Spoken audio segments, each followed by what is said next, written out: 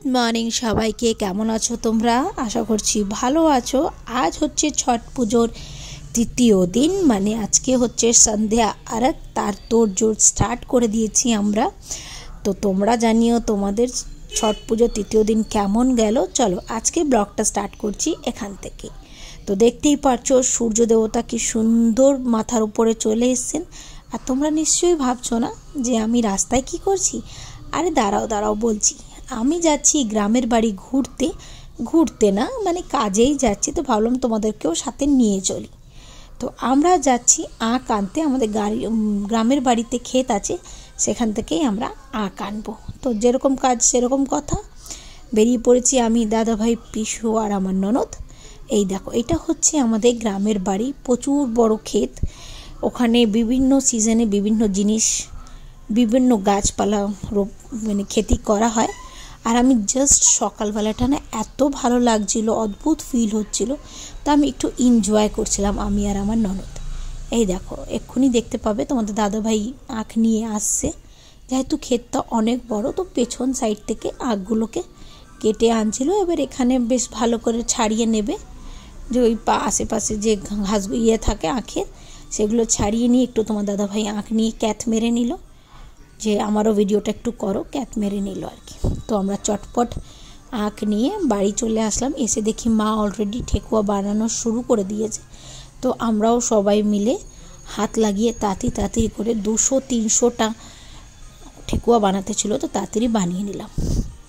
তারপর আমরা চলে গেলাম ঘাটের দিকে, যেখানে দাদাভাই ঘাটটাকে পুরো সুন্দর করে সাজাচ্ছিল, ডেকোরেশন করছিল। আর এখানে আমার ননদ আর আমার দিদিভাই সে ডেকোরেশন করছিল, আর মানে রঙ্গোলি করছিল আর কি।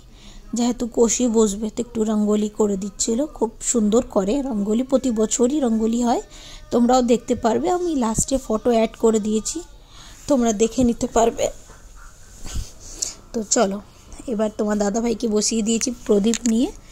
দাদাভাই বলছিল যে তুমি করো, তো দাদাভাইকে বললাম তুমি করো তোমার কাজ। তারপরে আমি চলে আসলাম ভেতরে, কারণ 17খানা কুলো ছিল, যেটা কি আর আগে চড়বে আর কি। 17টা কুলো কম না।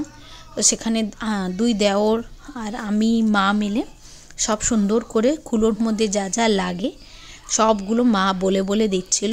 দেন আমি ওগুলোকে সুন্দর করে ফল, কলা, নারকোল, বাতাবি লেবু, মূলো, তারপরে আর যা যা লাগে সুন্দর করে আমরা কুলোতে সব ভালো করে দেখে সাজিয়ে নিলাম। তারপরে এই হচ্ছে আমাদের সন্ধ্যা আরগের ফটো, কারণ ভিডিও নেওয়া হয়নি, কারণ জানি সবসময় তো ভিডিও নেওয়া হয় না। তো তোমাদের সাথে ফটোই শেয়ার করলাম। অবশ্যই কিন্তু জানিও কেমন লাগলো তোমাদের।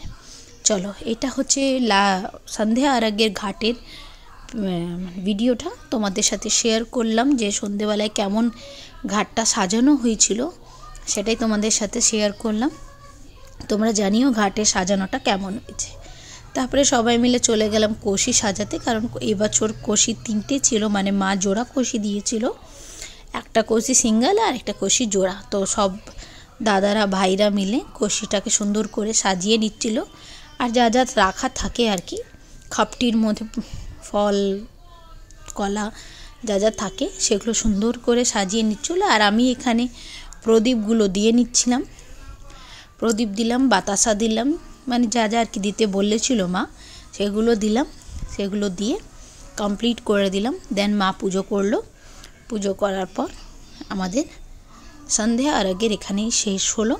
তোমরাও জানিও যে আমাদের ছট পুজোর ব্লগ দেখে কেমন লাগছে, আর কিছু পিকচার শেয়ার করলাম, সেটাও কিন্তু তোমরা অবশ্যই দেখে জানিও কেমন লাগলো। দেখা হচ্ছে পরের ভিডিওতে। আজকের জন্য টাটা, ভালো থাকবে।